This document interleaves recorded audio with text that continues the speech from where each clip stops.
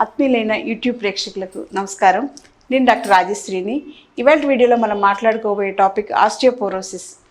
Osteoporosis సమస్యతోటి చాలామంది బాధపడుతున్నారు. ముఖ్యంగా యువతలో ఎక్కువగా చూస్తున్నాం. అందులోనూ స్పెషల్గా అమ్మాయిల్లో ఆస్టియోపోరోసిస్ ప్రాబ్లమ్స్ ఎక్కువగా చూస్తున్నాం. అంటే ఏంటంటే ఎముకలు గుల్లబారిపోవడం అంటాం కదా, ఎముకలు పొడిబారిపోవడం. ఎముకల్లో మనకి మన బోన్స్లో మన బాడీకి కావాల్సినటువంటి స్ట్రెంగ్త్ ఉంటుంది. తర్వాత ఆయిల్ స్ట్రక్చర్ అంతా కూడా బోన్స్లో ఉంటుందన్నమాట. సో ఆ బోన్స్లో ఆయిల్ కంటెంట్ తగ్గిపోవడం ఒక ప్రాబ్లం అయితే, బోన్స్ డ్రై అయిపోయి పెడిసిబారిపోవడం అంటాం కదా, మనకి ఎలా అయితే చెక్కకి చెదబడితే డ్రైనెస్ వచ్చేసి ముట్టుకుంటే విరిగిపోయినట్టుగా ఎలా అయిపోతుందో సేమ్ అదే ప్రాబ్లం ఆస్టియోపోరోసిస్లో కూడా వస్తుంది. ఒకప్పుడైతే ఆస్టియోపోరోసిస్ అనేది 50 years తర్వాత 60 years ఆ ఏజ్ గ్రూప్లో ఎక్కువగా చూస్తూ ఉండేవాళ్ళం. కానీ ఇప్పటి తరంలో ఏంటంటే ఈ జనరేషన్లో 20-30 years దగ్గర దాటిన వెంటనే ఎక్కువగా ఆస్టియోపోరోసిస్ ప్రాబ్లమ్స్ చూస్తున్నాం అనమాట. సో దానివల్ల ఏంటంటే బోన్స్కి స్ట్రెంగ్త్ అనేది ఉండట్లేదు. ఒక మనిషి ఆరోగ్యంగా ఉండాలంటే వాళ్ళకి ఫ్రేమ్ అంటే స్కెలిటల్ ఫ్రేమ్ అంటాం కదా, అస్థిపంజర వ్యవస్థ అంటాం. బోన్స్ అన్నీ కూడా చాలా స్ట్రాంగ్గా స్ట్రెంగ్త్ బాగుంటేనే వాళ్ళు పనులు బాగా చేసుకోగలరు, డైనమిక్గా ఉండగలరు. ఏ పని చేసినా కానీ చిన్న చిన్న మైనర్గా ఏదైనా పడ్డా కానీ బాడీలో హీలింగ్ పవర్ బాగుండటం వలన వెంటనే అంత ఇబ్బంది లేకుండా గడిచిపోతుంది అనమాట. కానీ ఎప్పుడైతే ఈ ఆస్టియోపోరోసిస్ ప్రాబ్లం స్టార్ట్ అయిందో మొత్తం బోన్ స్ట్రక్చర్ అంతా కూడా లోపల మనకి తెలియకుండా చాలా డ్యామేజ్ జరుగుతున్నట్టు అనమాట. సో దానివలన మీలో హీలింగ్ పవర్ తగ్గిపోతుంది. అదొక ప్రాబ్లం అయితే, బోన్స్లో డ్రైనెస్ ఫామ్ అవడం వలన మీకు త్వరగా జాయింట్స్ సంబంధించిన ప్రాబ్లమ్స్ కానీ బోన్స్ సంబంధించిన ప్రాబ్లమ్స్ కానీ ఎక్కువగా వస్తాయి. అంటే ముఖ్యంగా ఆస్టియో ఆర్థరైటిస్ అంటే బోన్స్ ఎండిపోవడం అంటాం, ఆయుర్వేదంలో సంధివాతం అంటాం ఆస్టియో ఆర్థరైటిస్ని. సో బోన్స్లో ఒక రకమైన డ్రైనెస్ అనేది మెయిన్గా ఇందులో ఉండేటువంటి లక్షణం అనమాట. దాంతోపాటు ఇంకొక డిసడ్వాంటేజ్ ఏంటంటే ఏదైనా పొరపాటున ఏదైనా జారి పడినా ఫ్రాక్చర్స్ అయినా హీలింగ్ అనేది పూర్తిగా తగ్గిపోతుంది అనమాట. సో అవి అతుక్కోవాలన్నా చాలా కష్టం. తర్వాత మైనర్గా దెబ్బ తగిలినా కూడా దాని ఎఫెక్ట్ సివియారిటీ చాలా కాలం ఉండడం అనేది మెయిన్గా ఆస్టియోపోరోసిస్ వాళ్ళలో చూస్తూ ఉంటాం.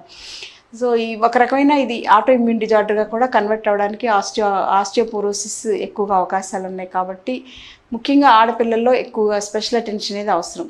అసలు ఆస్టియోపోరోసిస్ రావడానికి కారణాలు ఏంటనేది ఒకసారి చూద్దాం.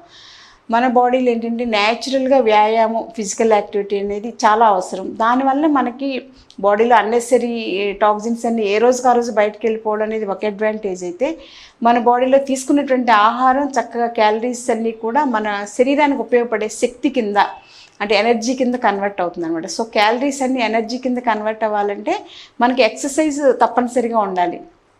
కానీ ఈ రోజుల్లో ఏంటంటే అంతా కూడా ఐసోలేటెడ్ లైఫ్ స్టైల్ అయిపోయింది. సో దానివల్ల ఏంటంటే ఏసీ టు ఏసీ, కుర్చీ టు కుర్చీలాగా ఇక్కడ కూర్చుని వెళ్తాం, అక్కడ కుర్చీలో కూర్చోవడం, ఇక్కడ ఏసీలో ఉంటాం, అక్కడికి వెళ్ళి ఏసీలో కూర్చుంటాం. సో ఈ రకంగా ఏంటంటే మన బాడీ ఏమాత్రం కష్టపడలేదు, కొంచెం కూడా ఎక్సర్సైజ్ లేకపోవడం అనేది first factor of this osteoporosis అనమాట.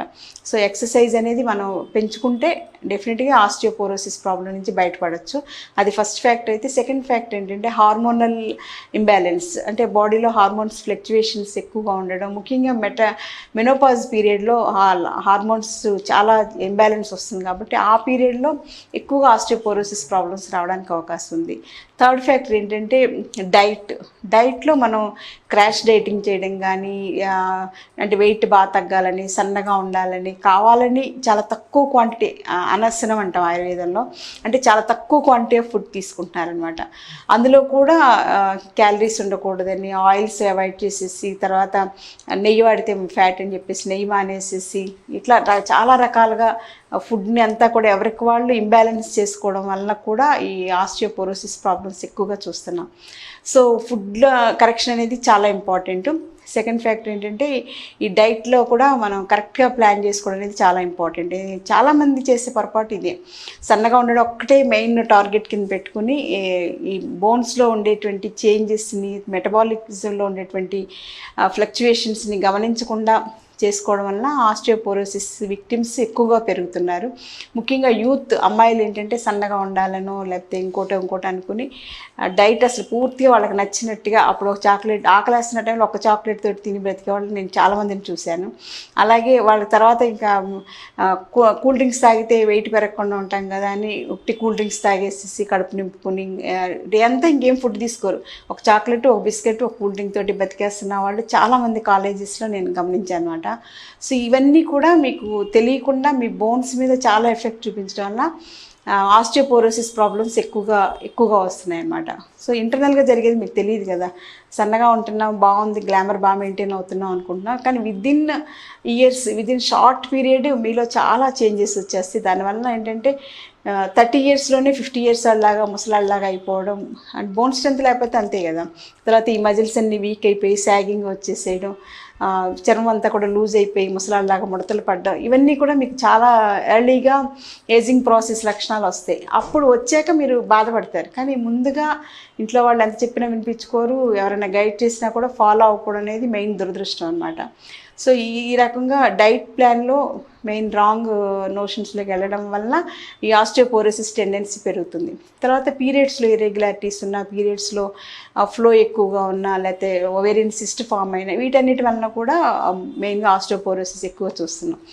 ఇంకా ఇంకొకటి ఏంటంటే లైఫ్ స్టైల్లో మనం పొగాకు ఉత్పత్తులు ఎక్కువగా వాడటం, మద్యం ఎక్కువగా సేవించడం, వీటన్నిటి వలన కూడా ఆస్టియోపోరోసిస్ టెండెన్సీ ఎక్కువగా చూస్తాం. ఒకప్పుడైతే మగవారిలోనే ఈ టొబాకో తీసుకోవడం, డ్రింక్స్ తీసుకోవడం, డ్రగ్స్ తీసుకోవడం అనుకునేవాళ్ళం.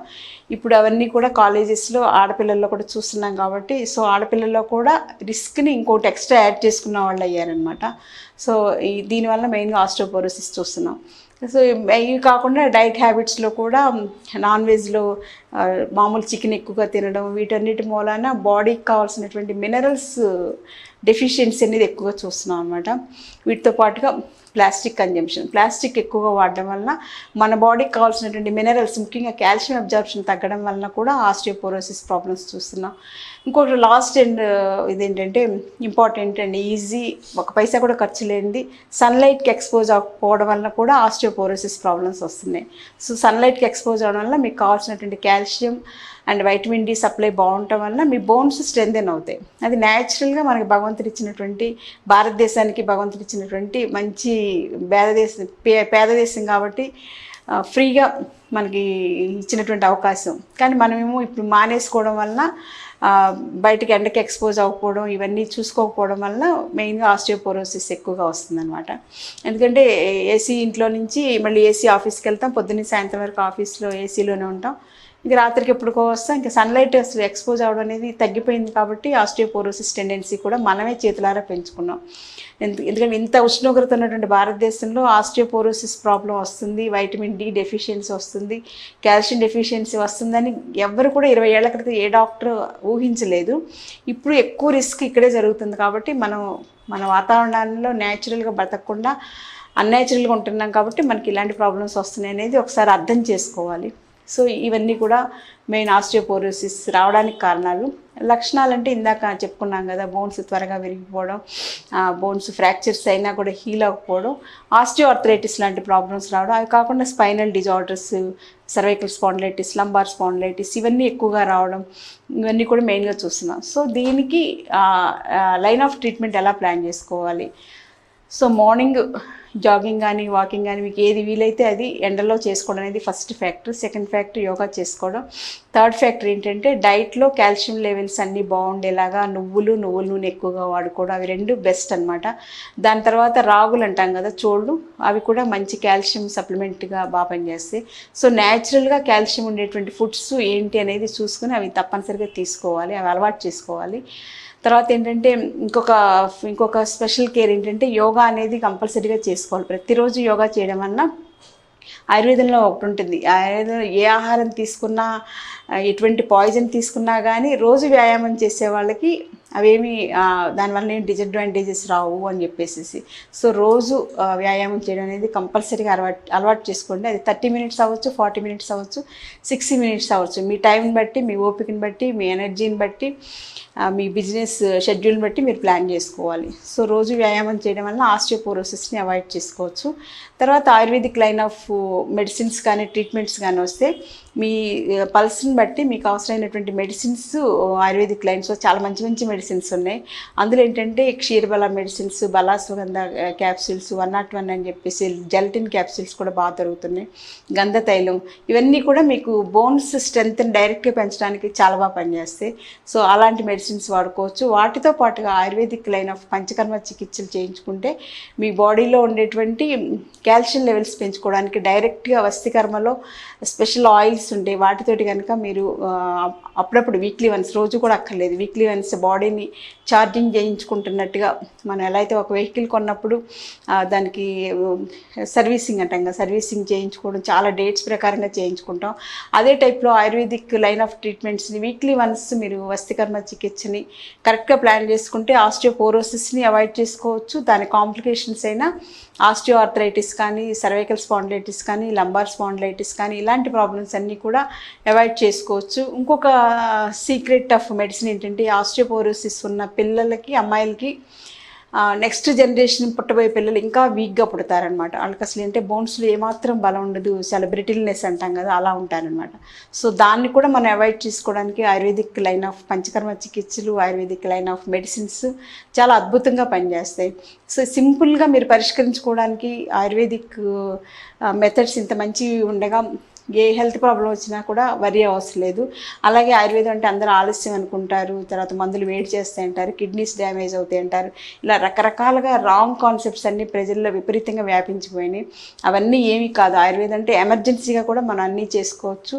ఎనీ ప్రాబ్లం, సర్జరీకి వెళ్ళాల్సిన అవసరమైన కండిషన్స్లో సర్జరీ లేకుండా ఆయుర్వేదిక్ లైన్ ఆఫ్ ట్రీట్మెంట్స్ తోటి సర్జరీస్ని అవాయిడ్ చేసుకోవచ్చు. యాంటీ ఏజింగ్గా ఒక 10 years బ్యాక్ వెళ్ళినట్టుగా మీలో ఎనర్జీస్ని పెంచుకోవచ్చు. మీకు ఎలాంటి పిల్లలు కావాలో అలాంటి పిల్లల్ని కనేలా చేసుకోవచ్చు. కన్సెప్షన్ కూడా అలా ప్లాన్ చేసుకోవచ్చు. సో ఇంత మంచి సైన్స్ ఉండగా అది దాని గురించి ప్రజలకు తెలియక అనవసరంగా ఇబ్బందులు పడుతున్నారని చెప్పేసి ఉద్దేశంతో 1-2 సార్లు ఈ పాయింట్స్ అన్నీ కూడా హైలైట్ చేస్తాం అనమాట.